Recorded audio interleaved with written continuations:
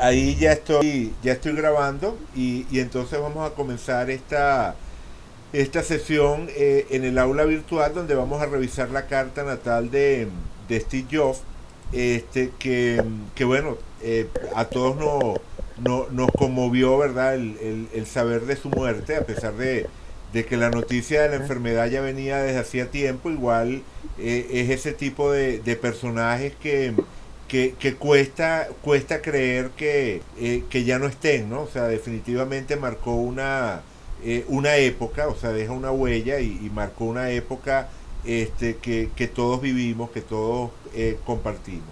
Entonces vamos a dedicar, como digo, esta sesión a revisar su carta natal. Por aquí la tengo, ¿verdad? Esta de aquí es la carta natal de Steve Jobs. Bueno, y estamos presentes Ana Pino, Carla, Fabiana y Melanie, que están en una sola computadora, Gaby, Irene, Johnny, José Agustín, José Roberto, y Rosa. Es decir, tenemos, creo que esta es una de las sesiones, si no la sesión con más, con más participantes que hemos tenido hasta ahora. No me extraña, ¿verdad? El poder de convocatoria del personaje de yo se siente hasta en este espacio que le estamos dedicando, ¿no? Digamos que no es tanto por las actividades que realizamos en el aula como como decía antes, ¿no? Por la importancia que tiene para todos este personaje o sea, eh, y lo mucho que pega el hecho de que haya muerto, independientemente de que uno supiese que desde hace rato venía en esa larga batalla con el cáncer.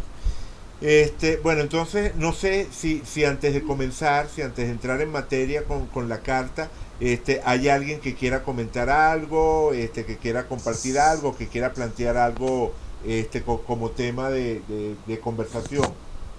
Sí, Eduardo, no sé si eso arriesgue de alargar la sesión. A mí no me importaría en todo caso, pero a mí me gustaría si pudiéramos hacer una pequeña ronda de, si estás de acuerdo, por supuesto, si todo el mundo está de acuerdo, de qué es lo que sabemos de él, porque a veces los aspectos de la personalidad que uno conoce, y así yo creo que va a ser mucho más fácil, digamos, tratar de encontrar en su carta y quizás detalles que expliquen o cosas que nosotros no sabíamos, ¿me comprende? Bueno, yo sugeriría una cosa, que como Ujú. punto de entrada, como punto de partida, y después podemos ir complementando con los datos biográficos que cada quien maneje, o sea, Exacto. pero para ir perfilando el personaje, para ir dándole es decir, un primer esbozo al personaje. Yo creo que podríamos leer un discurso muy famoso del 2005, que lo tengo por acá, que fue un discurso que él dio en Stanford, digamos, a los estudiantes que se estaban graduando, y Ujú. digamos que allí se habla bastante, o sea, allí él habla bastante de sí mismo, y creo que ayuda, digamos, a entender al personaje. Es bastante conocido. ¿Cuántos lo hemos escuchado? Ajá, o sea, que tú conoces este discurso, Gaby, es lo que estás diciendo. Eso no sé, yo me imagino que mucha gente lo conoce. Pero, Melanie también, ¿cómo? que Melanie y Fabiana también Ok, lo leímos. bueno, o sea, ¿que les parece que no lo leamos entonces? No, No, no, no, no, al contrario, a mí me Ok, parece claro, que ok, vale, perfecto. Igual, ¿no? Incluso quienes lo han leído, o sea, igual se refresca, ¿no? Se refresca un poquito el espíritu del personaje, ¿no? Ok. Eh, como digo, un discurso que dio en Stanford a los graduados de ese año, que si no me equivoco era el 2005. Ajá, dice aquí que fue el 12 de junio de 2005 en la ceremonia de graduación de la Universidad de Stanford, que es una universidad tecnológica y que nunca había permitido que un no universitario diera un discurso de despedida a una promoción de alumnos. Comenzamos. Me siento honrado de estar con ustedes hoy en su ceremonia de graduación. Es una de las mejores universidades, en una de las mejores universidades del mundo. Yo nunca me gradué de una universidad. La verdad sea dicha, esto es lo más cerca que he estado de una graduación. Hoy deseo contarles 3 historias de mi vida. Eso es, no es gran cosa, solo 3 historias. La primera historia se trata de conectar los puntos. Me retiré del Reed College después de los primeros 6 meses y seguí yendo de modo intermitente otros 18 meses o más antes de renunciar de verdad. Entonces, ¿por qué me retiré? Comenzó antes de que yo naciera. Mi madre biológica era joven, estudiante de universidad, graduada, soltera, y decidió darme en adopción. Ella creía firmemente que debía ser adoptado por estudiantes graduados. Por lo tanto, todo estaba arreglado para que apenas naciera fuera adoptado por un abogado y su esposa. Salvo que cuando nací decidieron en el último minuto que en realidad deseaban una niña. De ese modo, mis padres, que estaban en lista de espera, recibieron una llamada, o sea, por supuesto habla de sus padres adoptivos. Recibieron una llamada en medio de la noche preguntándole: tenemos un niño no deseado, ¿lo quieren? Ellos dijeron, por supuesto. Posteriormente, mi madre biológica se enteró que mi madre adoptiva nunca se había graduado de una universidad y que mi padre nunca se había graduado de la enseñanza media. Se negó a firmar los papeles de adopción definitivos. Solo cambió de parecer unos meses más tarde, cuando mis padres prometieron que algún día yo iría a la universidad. Luego, a los 17 años fui a la universidad. Sin embargo, ingenuamente elegí una universidad casi tan cara como Stanford, y todos los ahorros de mis padres de clase obrera fueron gastados en mi matrícula. Después de 6 meses, yo no era capaz de apreciar el valor de lo anterior. No tenía idea de lo que quería hacer con mi vida y no tenía idea de la manera en que la universidad me iba a ayudar a deducirlo. Y aquí estaba yo, gastando todo el dinero que mis padres habían ahorrado durante toda su vida. Así que decidí retirarme y confiar en que todo iba a resultar bien. Fue bastante aterrador en ese momento, pero mirando hacia atrás fue una de las mejores decisiones que tomé. Apenas me retiré, pude dejar de asistir a las clases obligatorias que no me interesaban y comencé a asistir irregularmente a las que se veían interesantes. No todo fue romántico.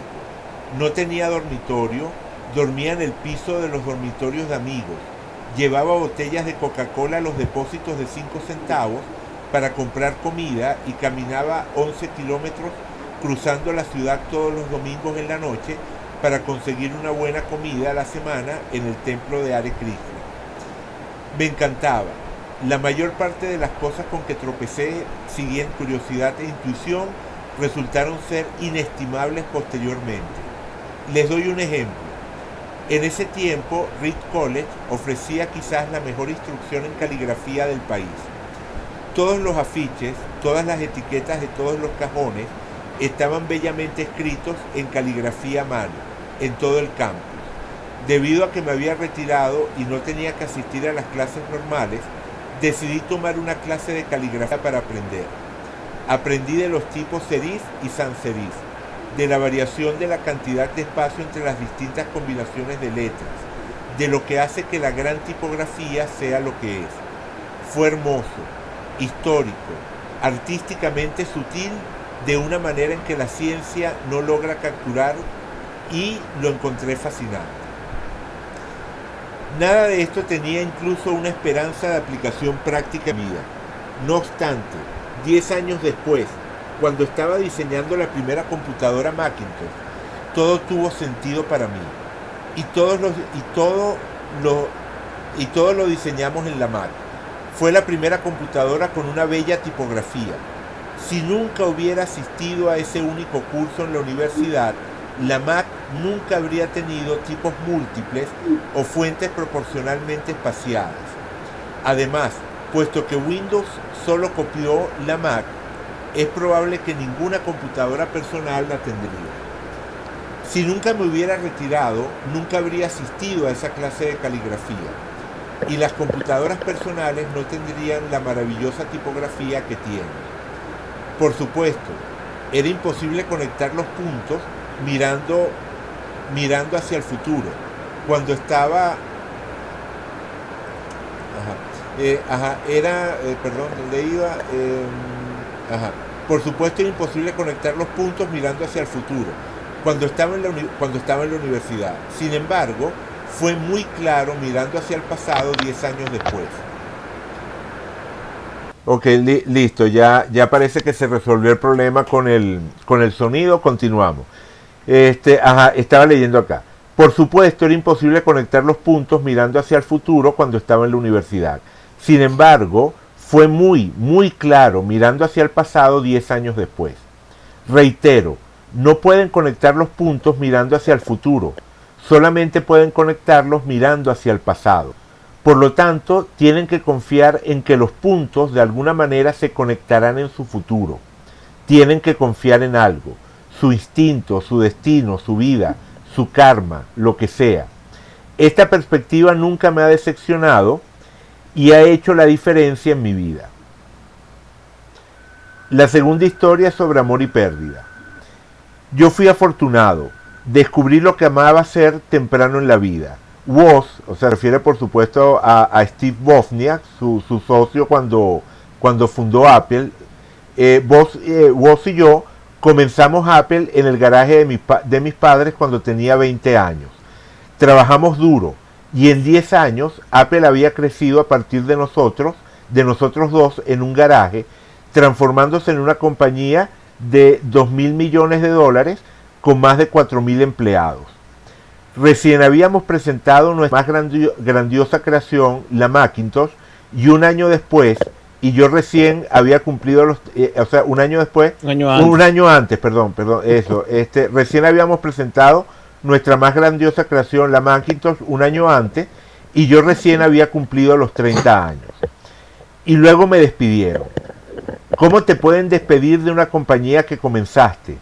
Bien, debido al crecimiento de Apple, contratamos a alguien que pensé que era muy talentoso para dirigir la compañía conmigo. Los primeros años las cosas marcharon bien.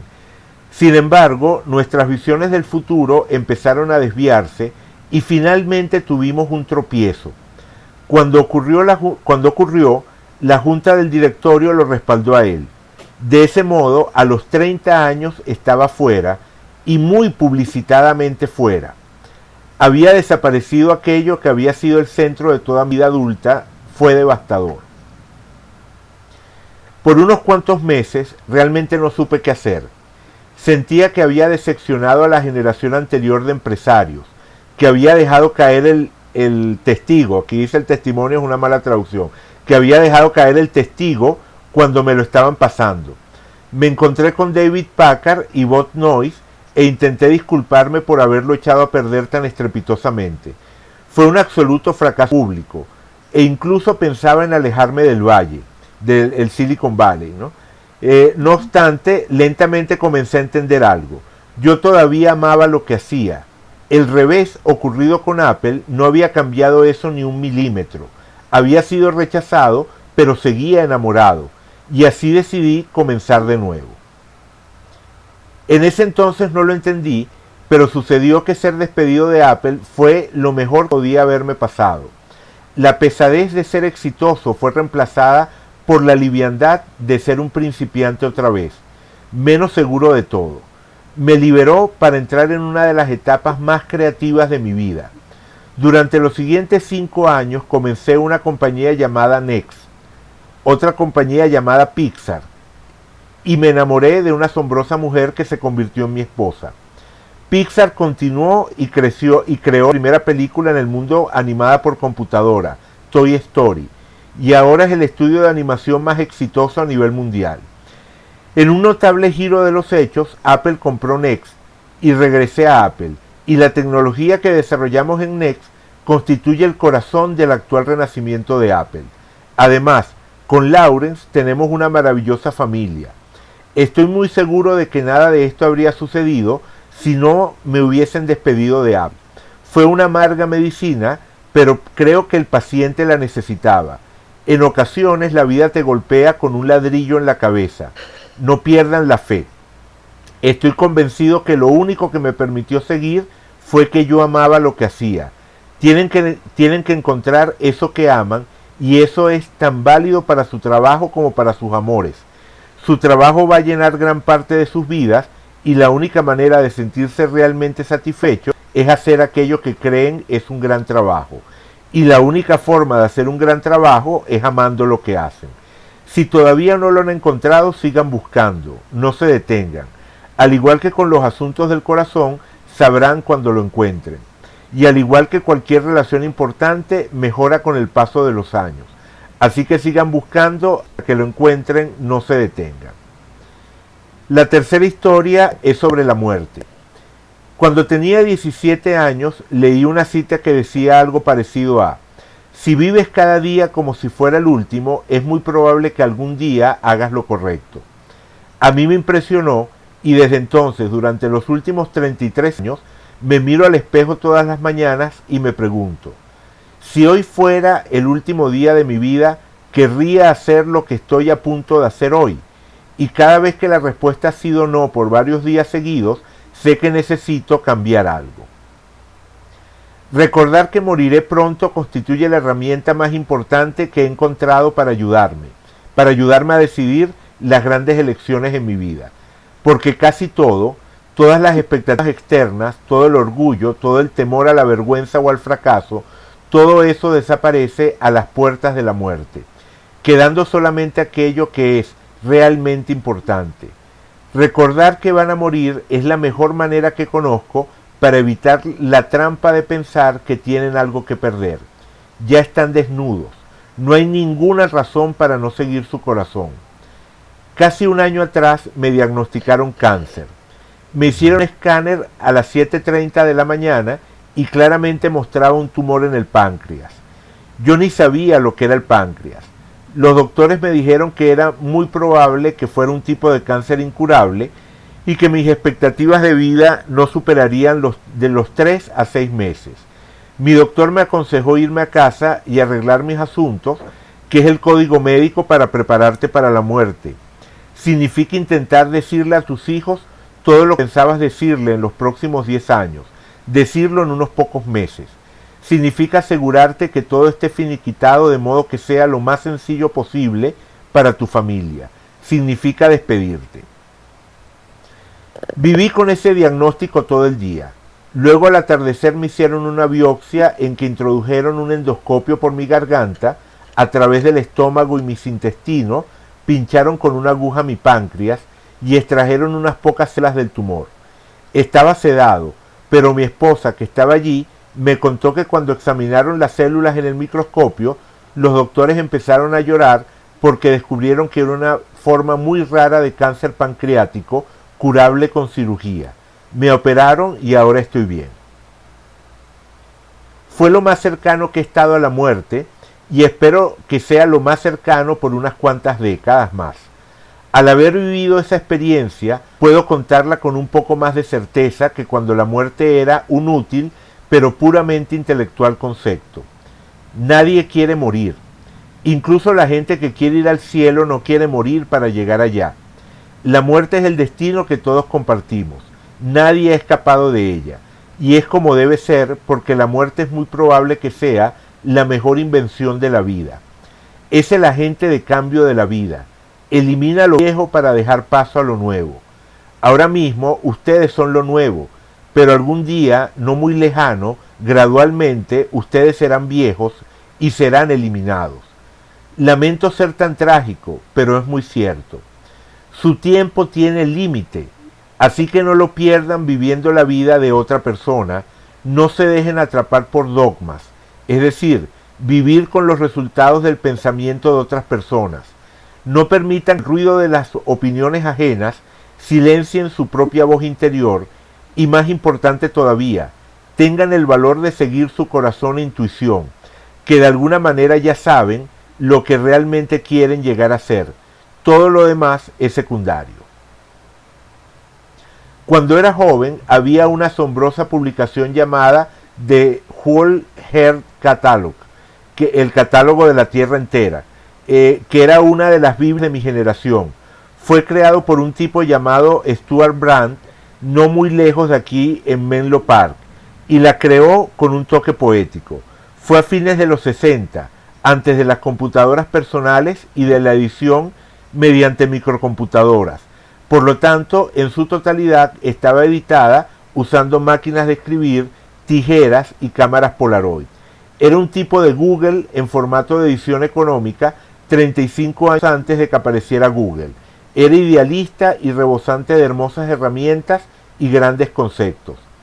Stuart y su equipo publicaron varias ediciones de The Whole Earth Catalog y luego, cuando seguía su curso normal, publicaron la última edición. Fue a mediados de los 70 y yo tenía la edad de ustedes.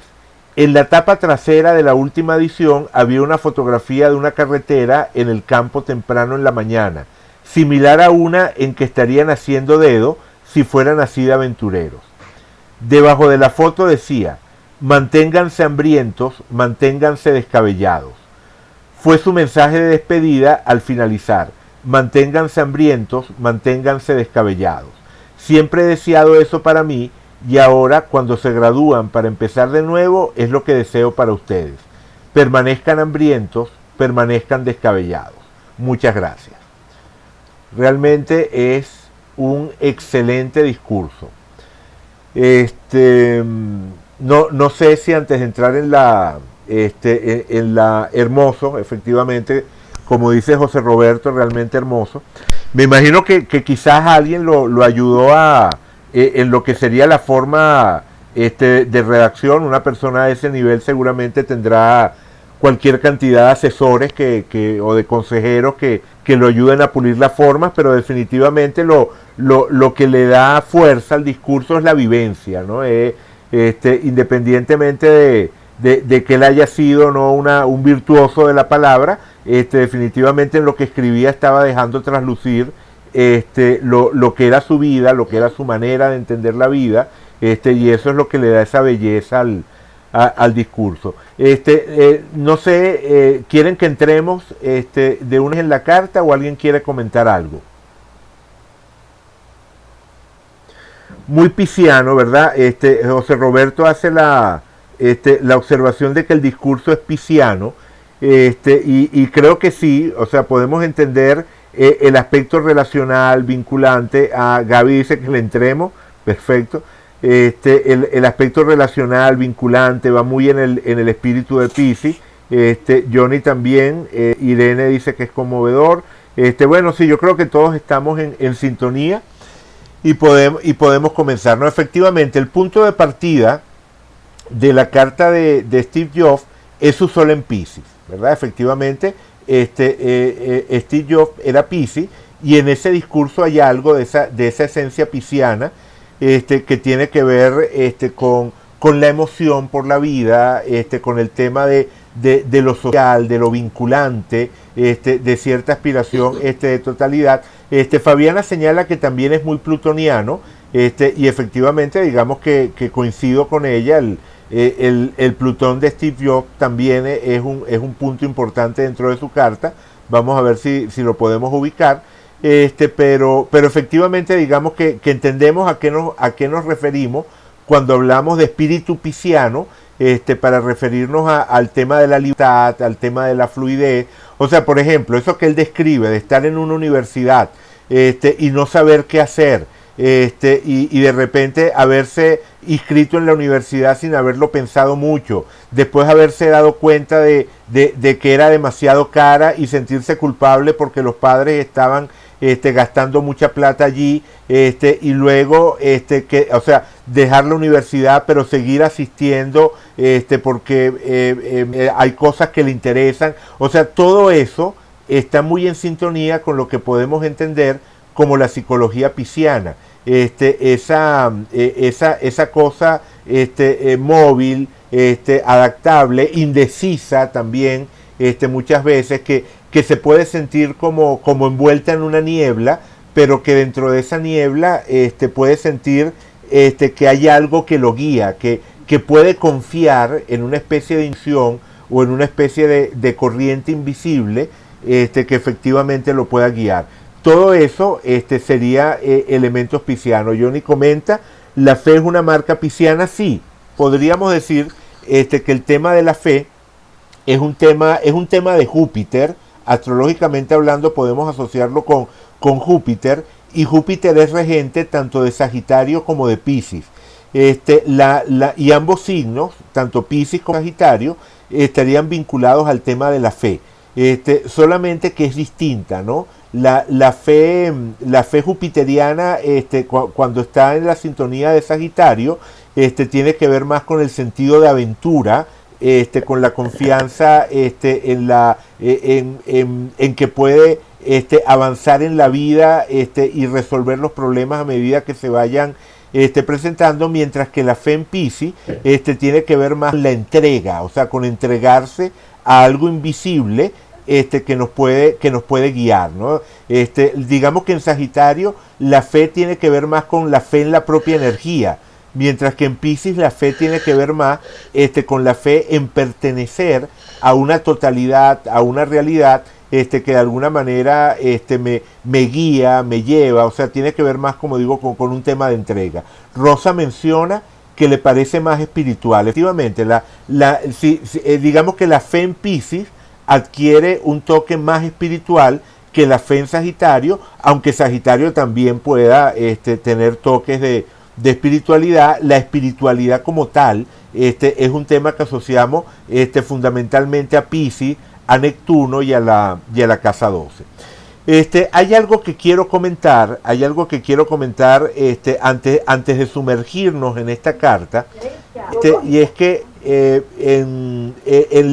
o sea, si ustedes buscan una página llamada Astroteme, o sea, hay una página llamada Astroteme, van a encontrar en esa página, en la colección de cartas natales de esa página, van a encontrar la carta de Steve Jobs, calculada para las 6 de la mañana, y sería más o menos algo como esto, ¿no? Es decir, con ascendente en Acuario. O sea, la carta que aparece allí sería esta, con ascendente en Acuario, y es una hora de nacimiento que supuestamente tenía como punto de partida una cita de una biografía que hicieron de Steve Jobs, donde decían que él nació en la mañana cuando el sol, la luna y el ascendente estaban en Piscis. A ver, Irene comenta algo. Como presentó el discurso, es algo tipo gurú de vida, sabiduría de vivencias que otorga en forma de perla. Sí, no, efectivamente, ¿no? Hay un poco la cosa como del maestro, ¿no? De encarnar un poco la figura del maestro. Pero lo que les quería comentar, es que existe esta carta.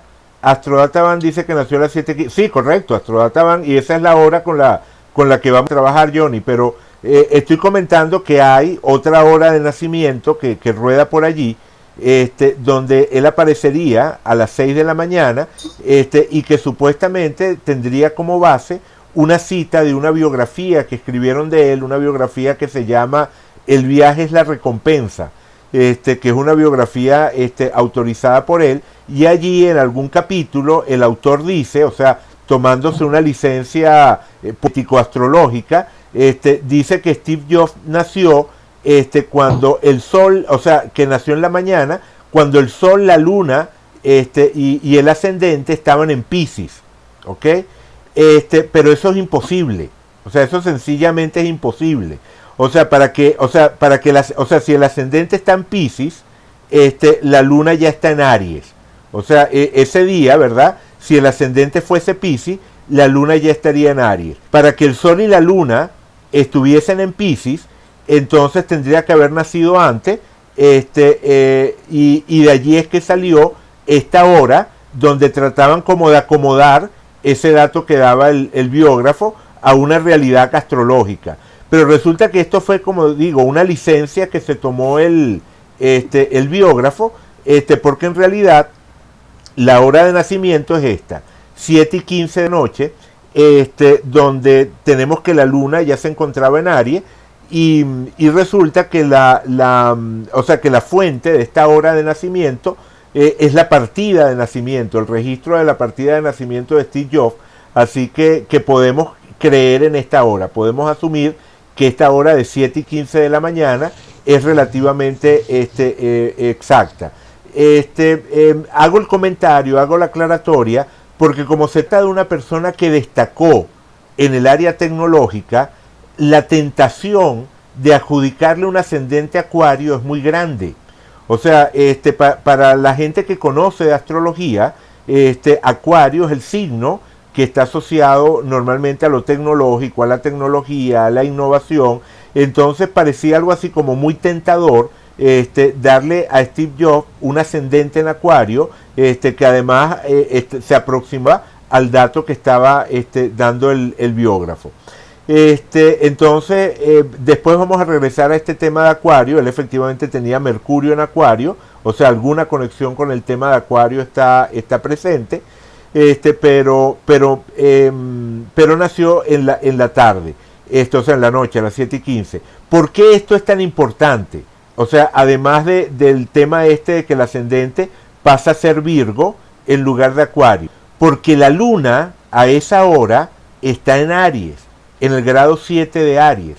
Es decir, él tiene el sol en Piscis y es lo único que tiene en Piscis. O sea, Steve Jobs no tenía absolutamente más nada en Piscis, además del sol. Es decir, no podríamos, a pesar de que todos estamos, Fabiana menciona, Júpiter conjunción Urano y Mercurio en Aries en casa 5. Ah, no, claro, por supuesto.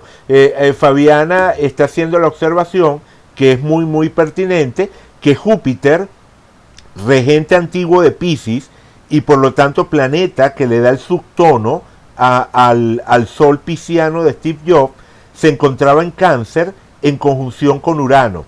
Es decir, Steve Jobs era Piscis, subtono Cáncer, es decir, agua y agua. O sea, hay una conexión con el agua a nivel del Sol, y eso se eleva al cuadrado, por así decirlo, por el hecho de que Júpiter, regente antiguo de Piscis, se encontraba en Cáncer. Es decir, estamos hablando de una persona con una fuerte conexión con el ámbito de lo emocional, con el aspecto emocional.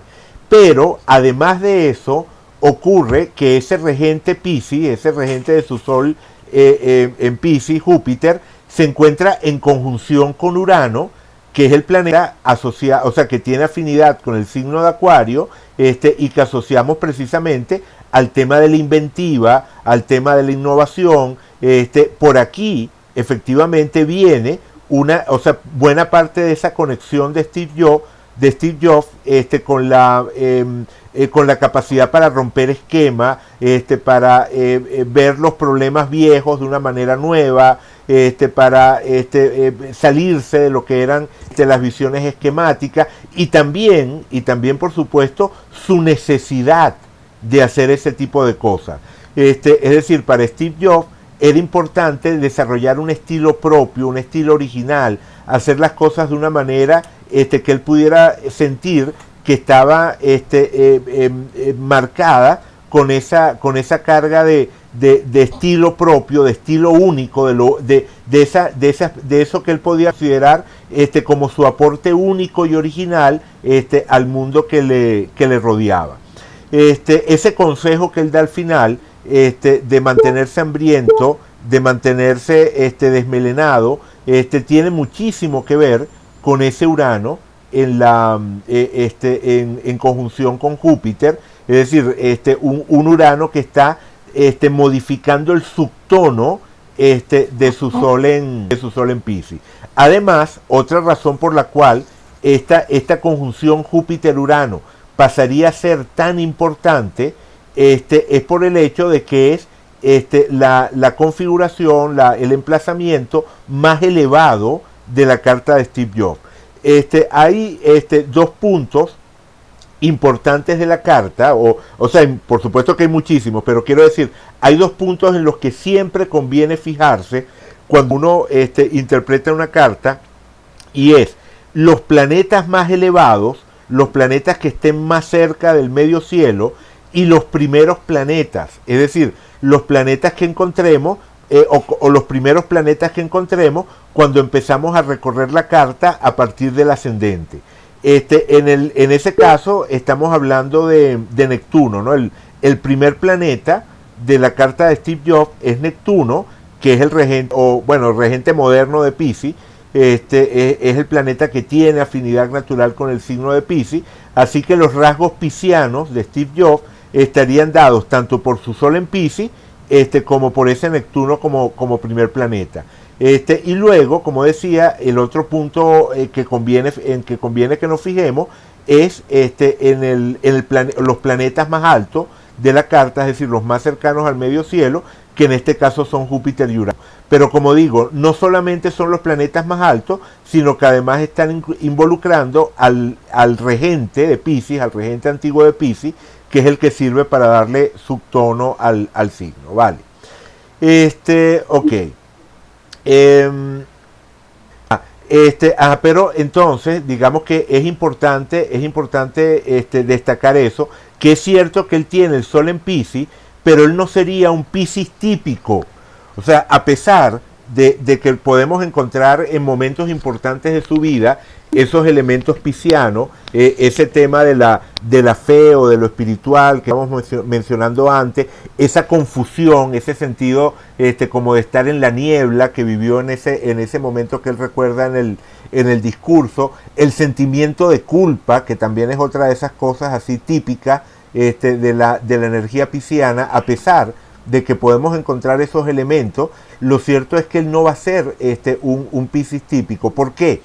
Porque está muy, pero muy fuerte la esencia de Aries en su carta. Él tiene la luna en Aries y Marte, el regente de Aries, aparece también en el mismo signo. De hecho, si observan esto que tenemos aquí, esto que se llama la cadena de dispositores, pueden ver que al final el planeta hacia el cual van confluyendo todas las energías de la carta de Steve Jobs es Marte.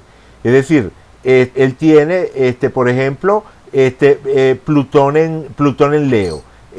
Leo está regido por el Sol, así que de Plutón pasamos al Sol. El Sol está en Piscis y Piscis está regido por Júpiter, así que del Sol vamos a Júpiter. Júpiter está en Cáncer, y Cáncer está regido por la Luna, así que de Júpiter vamos a la Luna. La Luna está en Aries, y como Aries es regido por Marte, de la Luna vamos a Marte, y como Marte está en el signo de su regencia, de aquí no nos vamos a ningún lado. Lo mismo ocurre con cada uno de los planetas que toquemos en la carta de Steve Jobs. Cualquiera de los planetas de Steve Jobs, si empezamos a seguir la cadena de dispositores, va a terminar convergiendo en Marte. ¿Qué significa eso?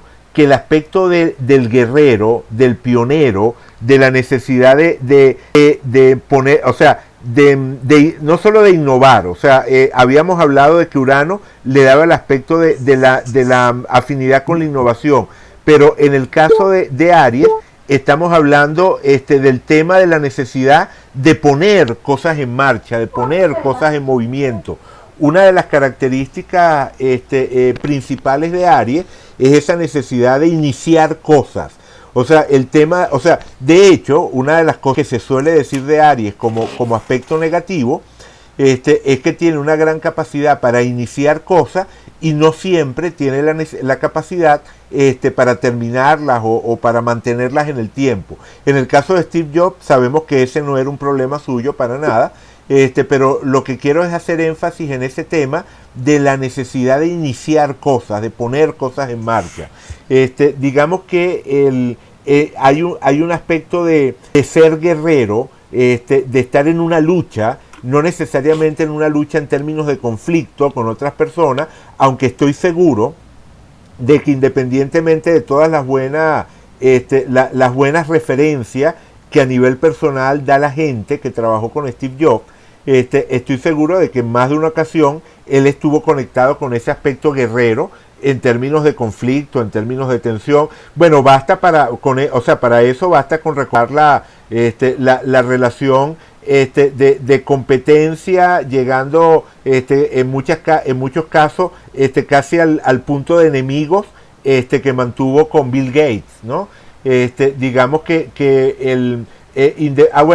Rosa hace referencia al despido, y efectivamente en el tema del despido él mismo habla del conflicto que tuvo con ese otro personaje que él mismo originalmente había contratado, y esos son aspectos que están asociados a Aries. O sea, el lado negativo de Aries es la conflictividad, y es verdad que no se puede en ningún caso calificar a Steve Jobs en términos globalizantes, en términos de que ese fuese un adjetivo que lo definiera como totalidad. No se le puede calificar como una persona conflictiva, pero definitivamente sí tenía ese aspecto guerrero. Digo que no se le puede calificar como una persona conflictiva porque todo lo contrario.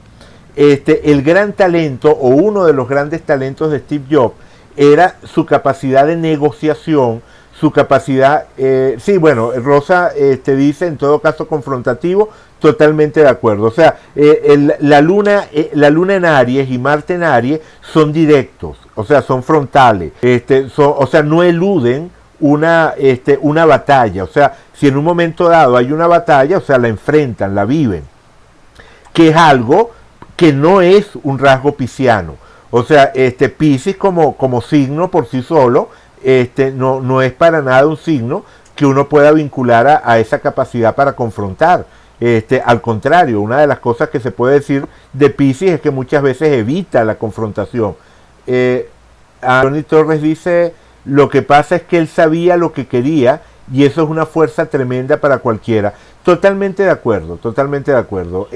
Parte de lo que representa Aries es la capacidad para luchar por las cosas que uno quiere. Gaby pregunta lo de la capacidad de negociación, ahora voy para allá. Johnny menciona eso, ¿no? De que sabía lo que quería, y luchaba, ¿verdad? Efectivamente luchaba para alcanzar lo que quería, y esa es prácticamente una definición de lo que es Aries, y Marte. O sea, podemos decir que Marte es la parte de nosotros que es capaz de luchar por aquellas cosas que queremos. Fabiana dice, Marte en Aries en casa 8, capacidad de iniciar después de una crisis. Sí, o sea, el tema de muerte y renacimiento, ¿verdad? La conexión con la casa 8, por ese Marte en Aries, efectivamente, lo ayuda, digamos, a recomenzar. O sea, un poco, Marte en Aries en casa 8 nos recuerda un poco como el ave fénix, ¿verdad? Es el guerrero que es capaz de enfrentarse al proceso de muerte, al proceso de transformación y renacer a partir de ese proceso. Gaby dice, si él manejara la astrología hubiese dicho, sé fiel a tu Marte, búscalo en tu carta. Sí, es cierto, o sea, efectivamente una de las cosas con las que probablemente él se hubiese identificado hubiese sido con una expresión de ese estilo, porque decir sé fiel a tu Marte es decir sé fiel a aquellas cosas que deseas, aquellas cosas que quieres, mantén el rumbo en la dirección en la que has decidido moverte, en la dirección en la que quieres moverte. Pero Gaby preguntaba de dónde venía lo del tema de la capacidad de negociación. Y aquí tenemos que verlo por dos vías. La primera vía tiene que ver con que esa luna está en la casa 7. O sea, la casa 7 es la casa de las alianzas, la casa de todas las relaciones basadas en deberes y derechos, casa que tiene que ver entonces con las sociedades. No es raro que Apple él lo haya comenzado con un socio, ¿verdad? Con Steve Wozniak, que después haya tenido en muchas ocasiones en su vida relaciones de sociedad, que para él haya sido tan importante el tema del matrimonio, y en general la casa 7 como casa de las alianzas tiene que ver con la capacidad para negociar, con la capacidad para el manejo de lo diplomático. O sea, como espacio dentro de las áreas de la experiencia, la casa 7 tiene que ver con relacionarnos con un otro y lograr que esa relación con el otro se mantenga en el tiempo. Y para que se pueda mantener en el tiempo, hace falta hablar las cosas, resolver los momentos, las situaciones en las que no estamos de acuerdo, confrontar en muchas ocasiones.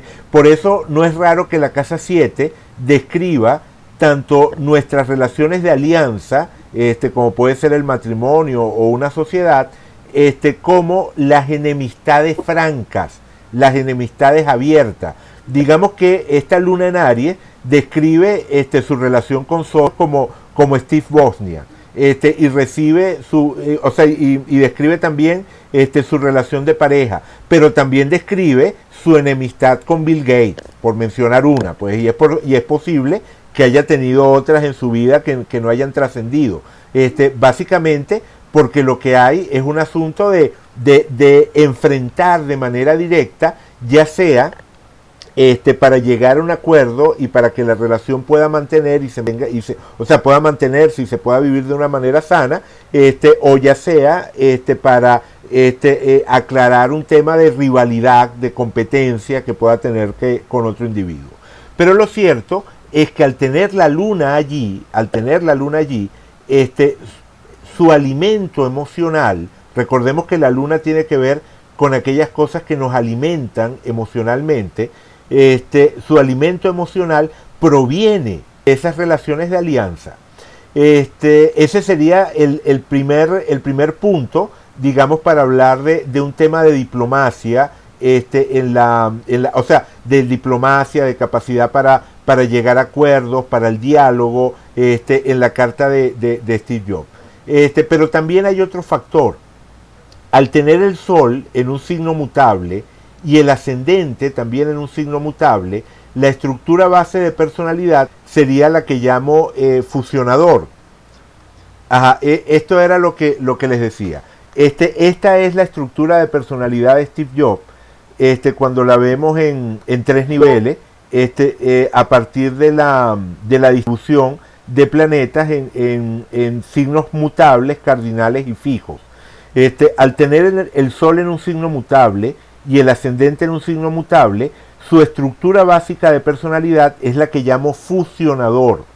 Y los fusionadores son estructuras que tienen una orientación natural hacia el establecimiento de vínculos, hacia el establecimiento de redes. Las redes relacionales son el camino natural, la vía natural de desarrollo para las personas que tienen el Sol y el ascendente en signos mutables. Es decir, lo natural para una persona con el Sol en un signo mutable y el ascendente en un signo mutable, que se desarrolle de una manera sana, lo natural, es crecer en esas redes relacionales y tener en esas redes relacionales uno de sus capitales más importantes.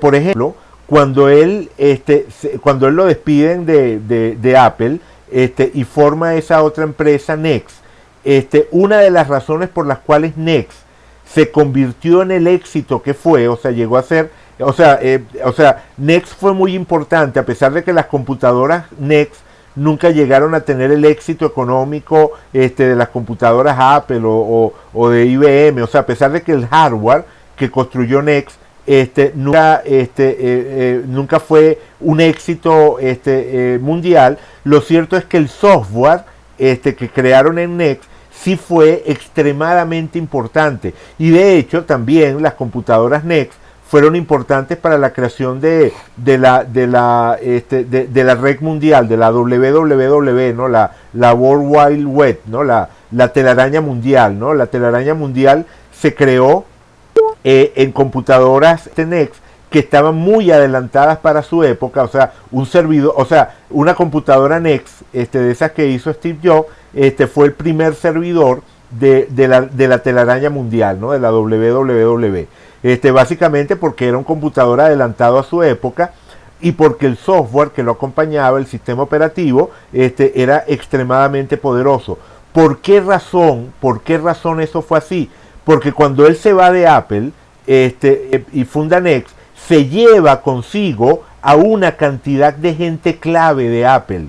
O sea, hubo una cantidad de gente clave, de relaciones que él creó, ¿verdad? Y efectivamente él creó más redes relacionales, como dice Gaby, una cantidad de gente con la cual él se relacionaba en Apple, se fueron con él a seguirlo en Next.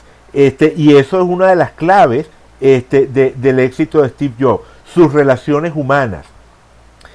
Básicamente su propósito de vida fue fusionar, totalmente de acuerdo, Gaby. O sea, efectivamente el fusionador es una persona que, o sea, por supuesto hay de todo, ¿no? O sea, no todos los fusionadores tienen el genio que tuvo Steve Jobs, pero una de las características de los fusionadores es precisamente esa, no reconocer barreras. O sea, no compartimentalizar las cosas, o sea, no decir esto es un cajón, este es un cajón, y no mezclo las cosas de un cajón con el otro. Al contrario, los fusionadores son personas que suelen mezclar cosas unas con otras, y eso forma parte de su estilo exitoso, esa capacidad para dejarse guiar por la intuición, un poco como él decía.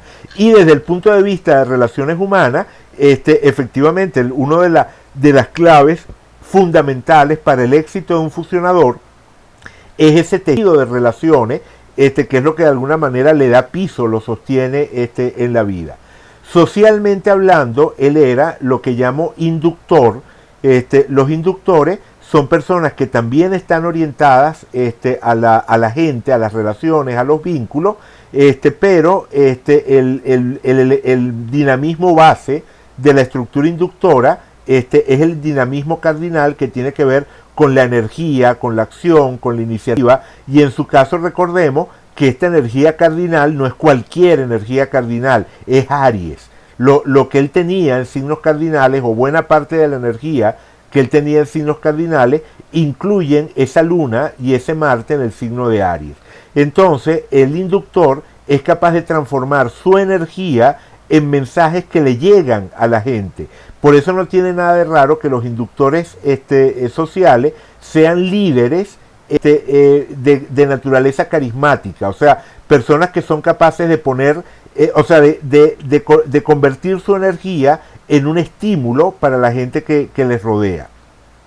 Y luego el nivel circunstancial, que tiene que ver con el estilo de pensamiento. Recordemos que el nivel circunstancial tiene que ver con la manera de resolver los problemas que se nos van presentando. O sea, el estilo circunstancial tiene que ver con los problemas que se me presentan instante a instante y cómo los voy resolviendo. O sea, el nivel vital le da forma a mi biografía, el nivel social le da forma a mi cotidianidad, el nivel circunstancial le da forma al instante.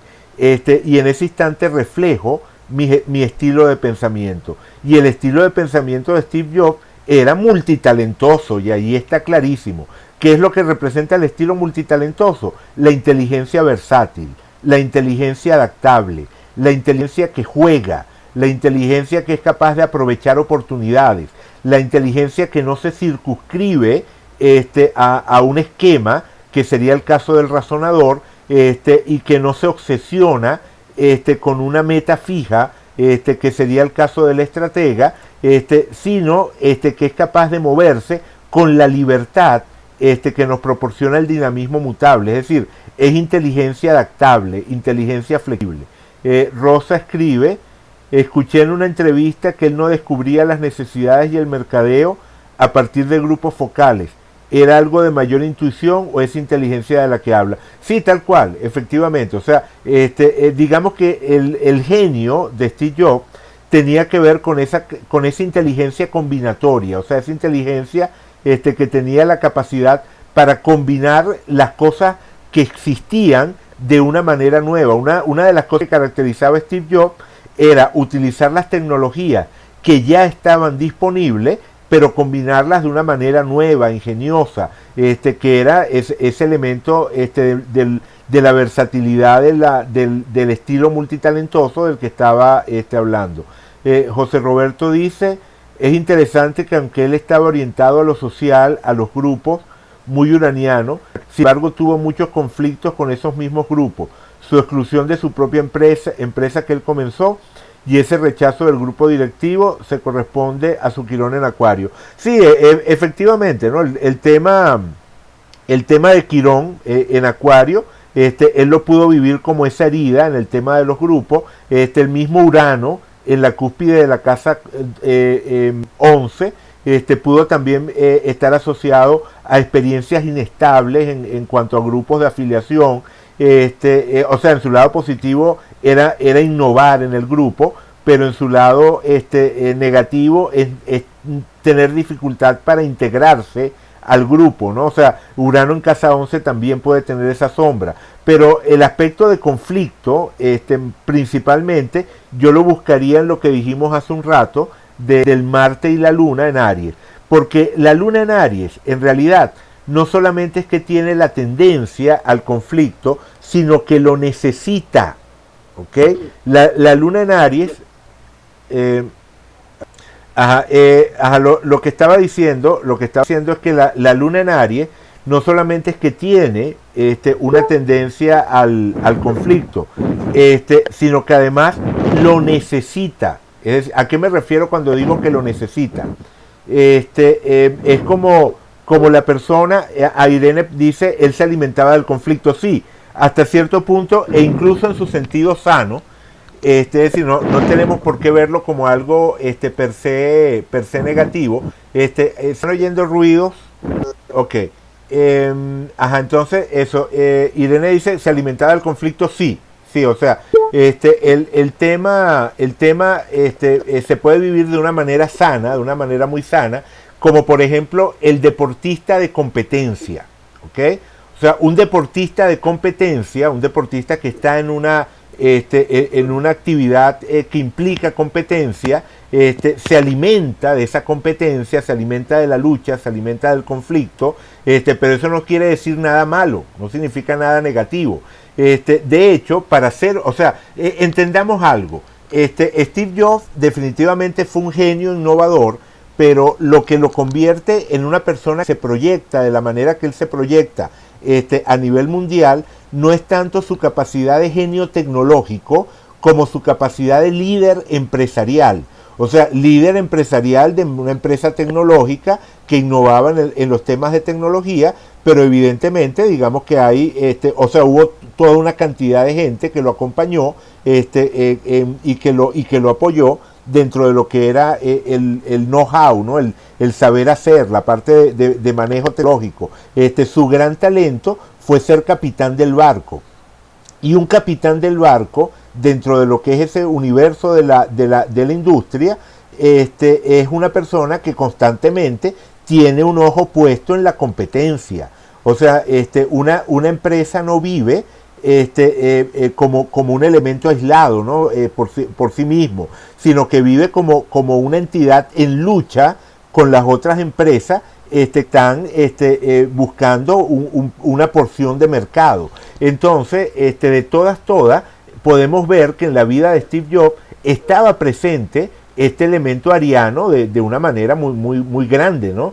Y buena parte de eso, buena parte de ese tema de la Luna y del Marte en Aries, definitivamente él lo vivió por esa vía, así que no tenía que vivirlo como una persona que se estaba peleando con todo el mundo, pero definitivamente más de un conflicto y más de una batalla a nivel personal él debió vivir, por eso que estábamos diciendo. Entonces, al mezclar esa Luna y Marte en Aries, que muchas veces lo podía llevar a ser directo, a enfrentar una batalla con otro individuo, a lo del Quirón en Acuario que mencionaba José Roberto, y al Urano en la cúspide de la casa 11, ahí podemos ver esas situaciones puntuales que él vivió con que lo despidieran de Apple, o el conflicto con el personaje que él mismo había contratado, o cualquier otra situación de ese estilo. Pero definitivamente eso no fue lo que marcó su vida. O sea, definitivamente ese no era, el primer adjetivo que va a venir a la mente de la gente que lo conocía no era persona conflictiva, porque como decía antes, él tenía una gran capacidad para negociar, para llegar a acuerdos, para hacer redes, para hacerse de un capital en términos de relaciones humanas, para generar fidelidades alrededor de su persona. Y eso tiene muchísimo que ver con lo que estaba diciendo de ser inductor social. Rosa dice, tiene juntas la gallardía de Aries y la emocionalidad de la luna, menuda lucha. Sí, sin duda alguna es una mezcla bien importante, difícil, sin duda alguna, también difícil. Fíjense una cosa, hay varios personajes de los cuales tenemos los datos de nacimiento que nacieron el mismo día que Steve Jobs. O sea, cuando digo el mismo día me refiero el 24 de febrero de 1955. Si vemos déjenme buscar por aquí, por ejemplo está, este otro personaje, Alain Prost. Alain Prost, un francés, la única diferencia es que Alain Prost nació más temprano, nació en Francia, más temprano que Steve Jobs, y entonces tenía la luna en Piscis, pero tenía igual el Marte en Aries y todos los planetas convergían en Aries, y tenía el resto de los planetas en los mismos lugares, es decir, una carta bastante parecida. Bueno, este personaje que les digo, este personaje Alain Prost, podemos poner su carta, creo que la tengo por aquí, no, a ver, Alain Prost, es uno de los competidores de Fórmula 1, de los corredores de Fórmula 1 más exitosos que ha habido, es decir, es uno de los personajes que ha ganado más carreras de Fórmula 1, es uno de esos haces del volante, entonces, claro, es otra vida, o sea, no se trata de establecer ningún tipo de comparación punto a punto, pero digamos que en este personaje encontramos también esta cosa Aries de la necesidad de competir, de la necesidad de ganar. Otro personaje que también nació el mismo día, vamos a ver si creo que por aquí los tengo, vamos a ver, aquí no está, aquí. Otro personaje que también nació el mismo día fue a ver,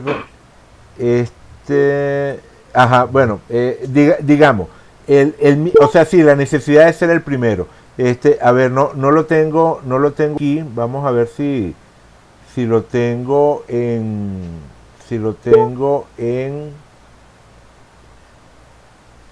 un momentito, disculpen, déjenme buscar. Este mismo, Eddie Johnson, de este personaje no tenemos la hora de nacimiento, pero este personaje, Eddie Johnson, fue un basquetbolista muy conocido, que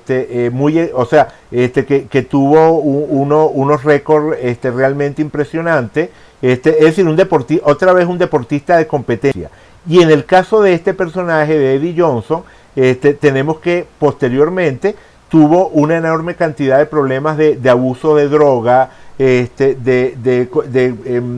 situaciones de conflictividad, incluso también estuvo acusado de violar a una mujer, es decir, en su caso, en el caso de este personaje, que como les digo, no tenemos la hora de nacimiento, pero sí sabemos que nació el mismo día que Steve Jobs y que este otro corredor que les estaba mencionando, es decir, se cumple también para este personaje esta cadena de dispositores que confluye en Marte, y entonces otra vez tenemos al deportista, al personaje de competencia, pero en el caso de él, que no fue capaz de manejar esa energía, que lo desbordó, y que incluso llegó a vivir entonces el tema de abusos de drogas, que es un tema muy pisano, y el tema de la violación, que por lo menos lo acusaron, no sé si lo condenaron, que es un tema definitivamente asociado también a Marte en Aries, o sea, la posibilidad de querer imponerse por la fuerza. Entonces, menciono estos personajes, básicamente porque lo que quiero hacer notar es que la forma en la que Steve Jobs manejó su energía Aries independientemente de que pudiera tener de vez en cuando una situación de conflicto, fue definitivamente una manera muy sana. O sea, una manera muy sana, una manera particularmente luminosa, estable, dice Gaby, sí, efectivamente estable, funcional, algo que él pudo incorporar a su vida, como el corredor ese de Fórmula 1 del que estábamos hablando antes. Es decir, él necesitaba que eso estuviera presente, él necesitaba que hubiera una dosis de conflicto, de lucha, pero eso no significaba, como efectivamente no ocurrió, algo en términos necesariamente conflictivos en el aspecto negativo, en la sección negativa de esa palabra. ¿Qué factores lo ayudaron? Bueno, la pregunta es buena, Gaby, y por supuesto que uno siempre puede tener la tentación de buscar en la carta los factores que lo pueden haber ayudado, y en ese caso, por supuesto, el hecho de tener el ascendente en Virgo, y que ese ascendente en Virgo está recibiendo sextiles, o sea, y trígonos. O sea, si vemos el ascendente de Steve Jobs, todo lo que está recibiendo son aspectos armónicos. Trígono de Venus, sextil de Júpiter y Urano, sextil de Saturno, dice Agustín, por favor Eduardo, colócate en disponible para poder ver las cartas astrales. No entiendo esto. Ok, seguimos grabando. Entonces decía que el hecho de estar recibiendo, ¿verdad? El hecho de estar recibiendo puros aspectos armónicos, definitivamente es algo que ayuda. Recordemos que el ascendente tiene que ver con la manera en la que vemos el mundo, las estrategias que desarrollamos para adaptarnos al mundo. Por cierto, que a mí me parece excelente y muy coherente desde el punto de vista astrológico que él haya tenido ascendente Virgo, más que el ascendente Acuario que le querían adjudicar. ¿Por qué? Porque Virgo es un signo que tiene que ver precisamente con el tema de manejar el mundo material, de manipularlo. Es un signo que tiene mucho que ver con el tema de la gerencia, que también está asociado a la casa 6, que es la casa natural de Virgo, la casa en la que él tenía su sol. Es muy trabajador, tanto por el hecho de tener el ascendente en Virgo como por el hecho de tener el sol en la casa 6. Y además, como decía, se trata también detallista. Efectivamente, José Roberto menciona el tema de ser detallista, y sí, definitivamente Virgo tiene esa capacidad para el detalle, esa capacidad para analizar las cosas, la mente analítica también, que en su caso está reforzado por el hecho de tener a Saturno en la cúspide de la casa 3, que es la casa del pensamiento analítico. Pero crea menudos inventos, pero, o sea, porque este ascendente Virgo está al servicio de todo lo que habíamos dicho antes.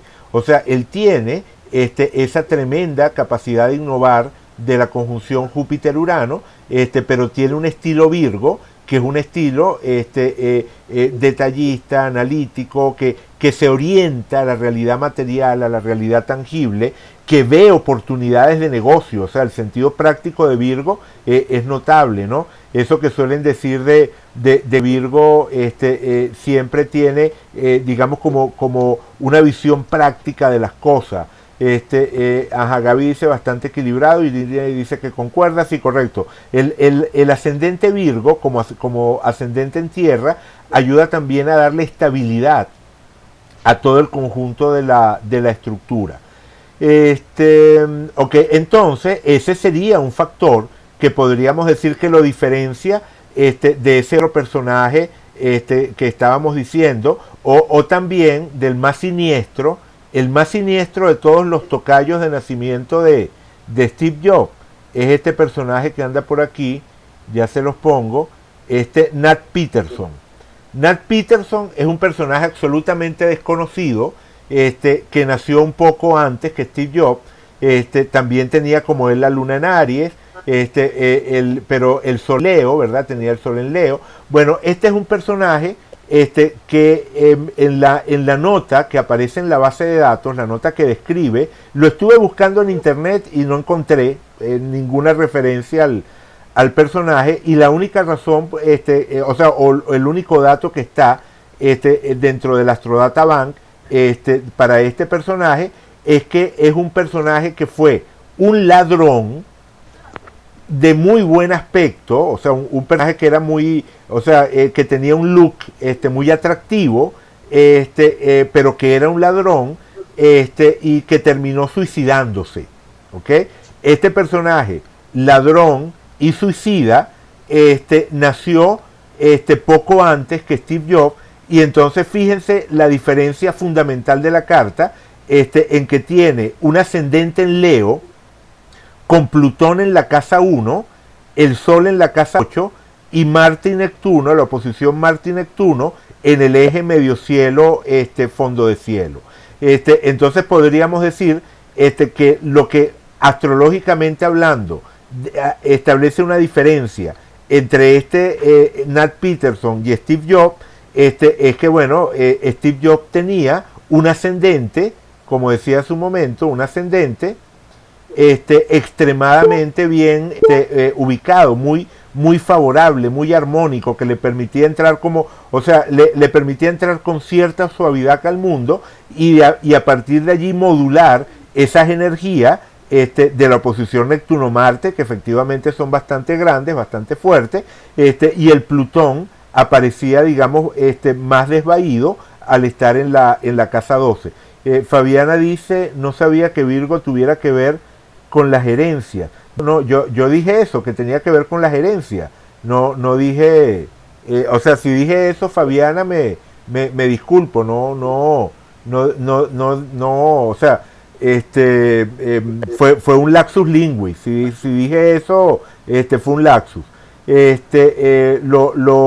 O sea, Virgo tiene que ver con ser detallista, o sea, lo que decía era que tenía que ver con la gerencia, con gerenciar, o sea, eso fue lo que pasó. Dije que tenía que ver con gerenciar, con el tema de ser gerente. Eso es lo que oíste, Fabiana. O sea, que es también otro de los temas asociados a la casa 6, el tema de gerenciar recursos, de organizar recursos. Ok. Entonces, o sea, terminando de contestar la pregunta de Gaby, que me parece realmente muy interesante, podemos decir que esos factores serían lo que lo estarían ayudando a modular sus energías. Sin embargo, Gaby, a mí no me extrañaría para nada que haya alguna persona que haya nacido a la misma hora que Steve Jobs, más o menos en una zona geográfica similar, y que tuviera la misma carta que él y que no haya llegado a ser una persona tan exitosa o que haya sucumbido a alguna de las trampas que están asociadas a esta carta, como por ejemplo el tema de las adicciones a droga. Estoy hablando de una cosa hipotética, ¿verdad? Porque no tengo esa carta, pero no me extrañaría que existiera. ¿Por qué? Porque al margen de todos los elementos astrológicos que pueden haber ayudado a Steve Jobs a integrar estas energías, definitivamente también existe, como nunca me canso de repetir, el factor conciencia, ¿no? Esa conciencia, que es un factor extraastrológico, igual que la genética es un factor extraastrológico, y que permite que las cosas vayan en una dirección o en otra. Esa famosa imagen de la conciencia como piloto de un barco, donde la psique, la personalidad, lo que está descrito en la carta natal es el barco y las experiencias son el mar que se atraviesa. La conciencia también tiene algo que decir. La conciencia que se desarrolló en Steve Jobs a partir, por supuesto, de su carta natal, pero también de los padres que tuvo, de las experiencias que vivió, de las relaciones que lo formaron, etcétera, etcétera. Ese modo de gerenciar es fundamental con ese ascendente y luna en Aries, por eso su éxito. Sí, totalmente de acuerdo, Agustín. Efectivamente, la combinación de la potencia de la energía de Aries con el sentido práctico de Virgo es uno de los elementos de éxito y de brillo en su función de gerente. Esa imagen del barco está excelente como metáfora. O sea, para mí eso describe muy bien los límites de la información que tenemos acá y nos evita caer en el error de atribuirle la totalidad de la vida de una persona a lo que encontramos en su carta.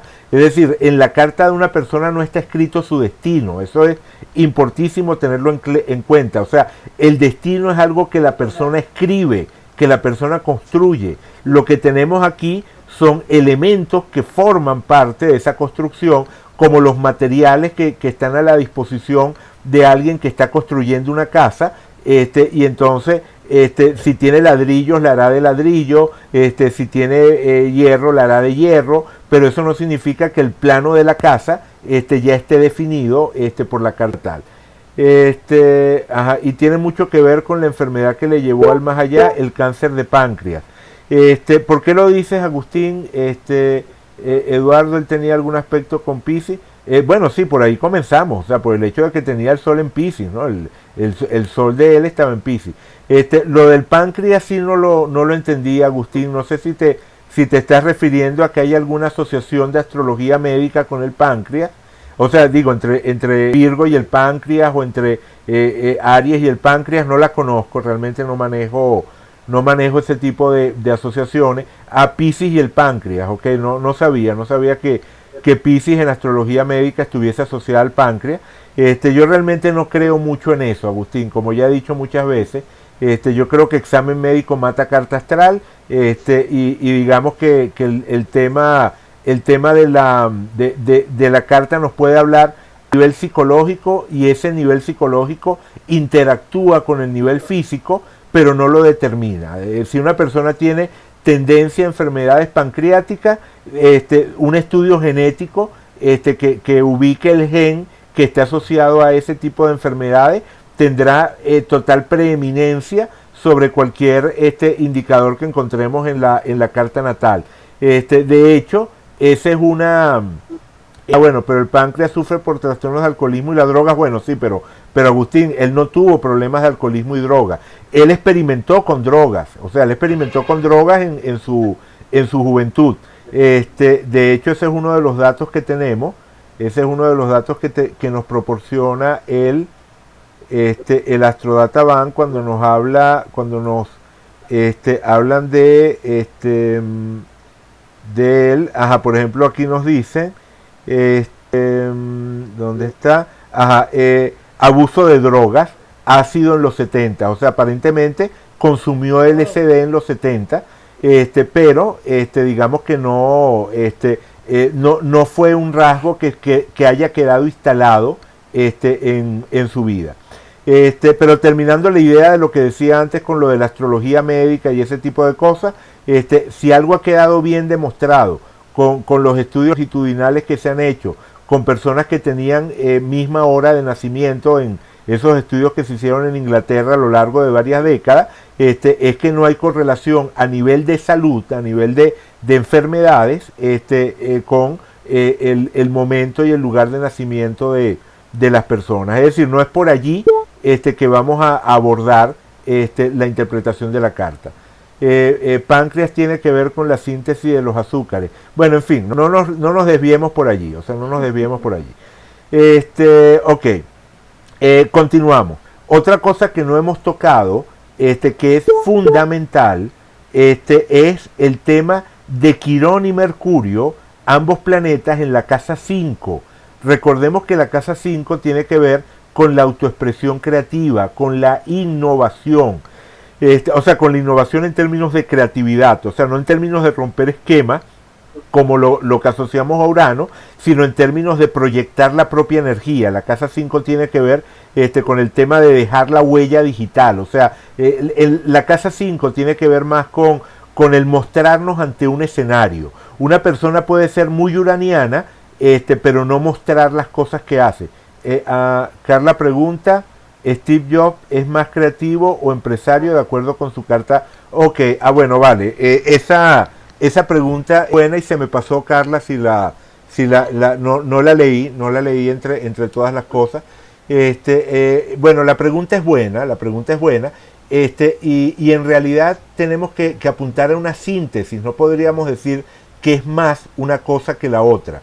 Él tiene un enorme sentido práctico. De hecho, el que había hecho una computadora era Steve Wozniak. O sea, no es que Steve Jobs fue el de la idea de hacer una computadora personal. El que hizo una computadora personal, y tampoco fue el primero en hacerla. Hubo mucha gente en esa época que estaba en esa carrera de crear computadoras personales. pero Steve Wozniak era el que había avanzado en ese terreno, y había hecho un primer prototipo, pero el que vio el filón comercial, el que le dijo a Steve Wozniak, mira, esto que tú hiciste, algo a lo que le podemos sacar dinero.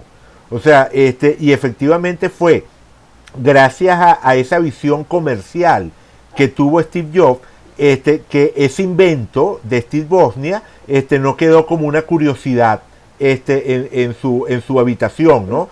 Sino que se convirtió en la base para esa empresa que fundaron en el garaje, y todo lo demás. De hecho, el primer escalón de Apple fueron las 100 computadoras que lograron vender, o sea, creo que en el primer año vendieron 100 computadoras, y fue gracias al trabajo de mercadeo de Steve Jobs que vendieron esas 100 computadoras. Entonces, esa vena empresarial está presente desde el comienzo.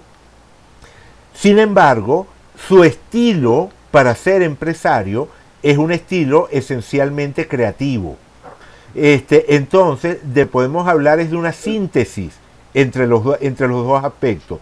En cierta medida, podríamos decir que preguntarnos si Steve Jobs era más empresario que creativo sería como preguntarnos si Leonardo da Vinci era más pintor que inventor, o era más escultor que ingeniero.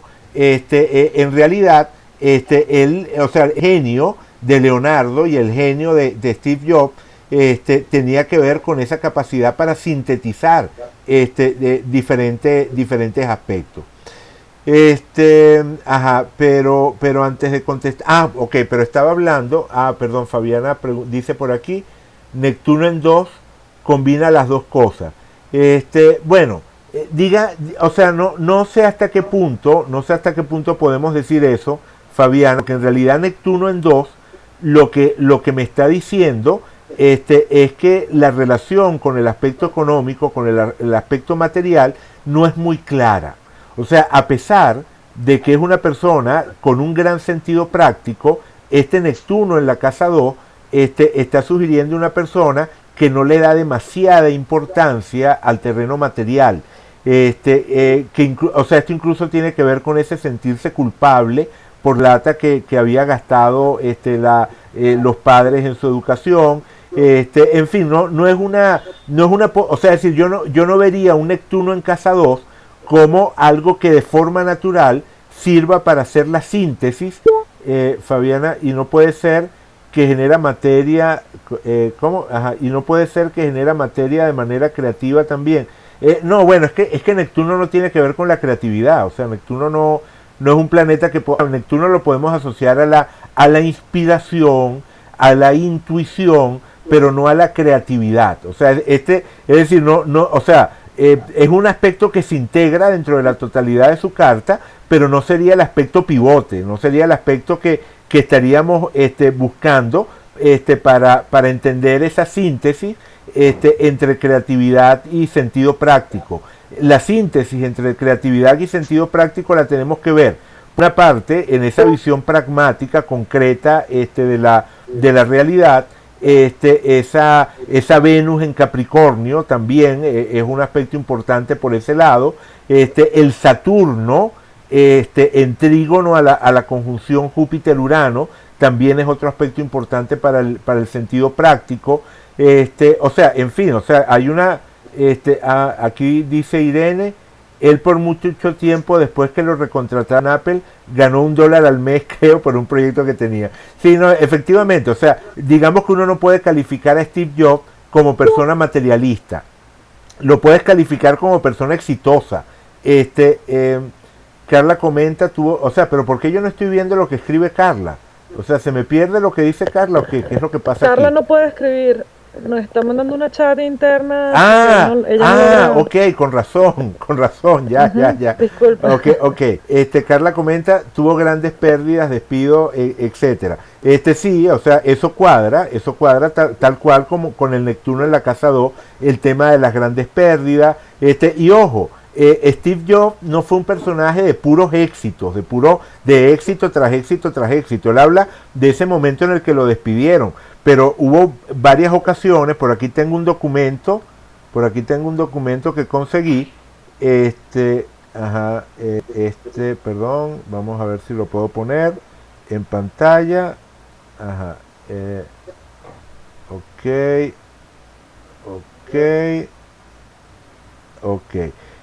7 productos de Steve Jobs que fueron mal, que no funcionaron.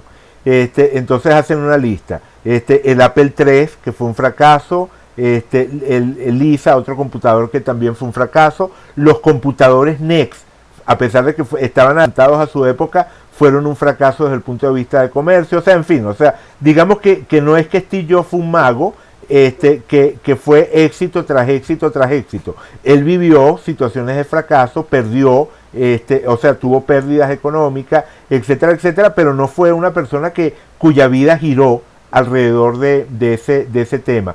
Por cierto, que en el caso de Steve Jobs, uno podría, yo no sé si alguna vez él dijo algo como esto, pero creo que hay una frase de Niels Bohr. Niels Bohr es un físico que fue premio Nobel de física en su momento. Quizás algunos de ustedes recuerden el modelo del átomo de Bohr que estudiamos, los que son más o menos de mi misma generación, estudiamos cuando estábamos en el bachillerato. Ya hoy en día ese modelo ha sido superado, pero digamos que Niels Bohr fue súper importante dentro de la física. Niels Bohr decía, cuando una vez alguien le preguntó cómo hacía para tener tantas buenas ideas, Niels Bohr dijo, no, yo no tengo tantas buenas ideas, yo lo que tengo son muchas ideas, y de esas muchas ideas, algunas son buenas. Yo creo que independientemente de que la frase sea de Niels Bohr y no de Steve Jobs, creo que los procesos mentales de Steve Jobs los podemos describir también de esa manera. Creo que Steve Jobs era un personaje de muchas ideas, y precisamente esa abundancia de ideas hacía que algunas de esas ideas fracasaran, pero que otras de esas ideas tuviesen el éxito extraordinario que llegaron a tener. Gaby dice, ahora lo siento como un inspirador que concreta y humano. Sí, definitivamente hay una mezcla en él entre ese tema de la inspiración y esa capacidad para concretar. Como les decía, ya llevamos 1 hora y media hablando, así que creo que tenemos que ir cerrando. Gaby está preguntando por su enfermedad, quiere que veamos el tema de la enfermedad. Lo podemos ver, Gaby, pero nos llevaría tiempo, eso alargaría la sesión por lo menos media hora más, por lo menos tendríamos, la enfermedad, la muerte. Eso nos alargaría la sesión por lo menos media hora más y tendríamos una sesión de 1 hora, de 2 horas, perdón, y eso simplemente es demasiado. Así que yo lo que les diría es, dado que el tema se nos alargó y todavía hay mucha tela que cortar, el dedo de Dios que tiene hacia el medio cielo, efectivamente, este dedo de Dios también es interesantísimo de analizar. Pero como digo, ya estamos sobre la hora, así que creo que, como dice Johnny, efectivamente, tal como está sugiriendo Johnny, podemos continuar la semana próxima. La semana próxima, a la misma hora, le dedicamos una nueva sesión y entonces allí no solamente vemos el tema de su muerte y de su enfermedad, sino que también podemos ver un poco su biografía, es decir, podemos ver cómo estaba su cielo en las fechas claves de su vida, cómo estaba su cielo en esa época en la que andaba todo confundido en la universidad, cómo andaba su cielo, es decir, cuál era su clima astrológico en el momento en el que se asocia con Steve Jobs para formar Apple, cómo estaba su cielo cuando lo despiden de Apple, cómo estaba su cielo cuando cuando le diagnostican el cáncer, en fin, podemos pasearnos por su vida deteniéndonos en los momentos clave y viendo cómo estaba su cielo en esos momentos clave, y de paso podemos a Carla dice que le gusta, genial, me alegra. Entonces, y de paso, al hacer eso, podemos seguir ahondando de forma natural en su carta. Entonces, creo que si estamos todos de acuerdo, lo dejo entonces hasta aquí. Ahora apago la grabadora.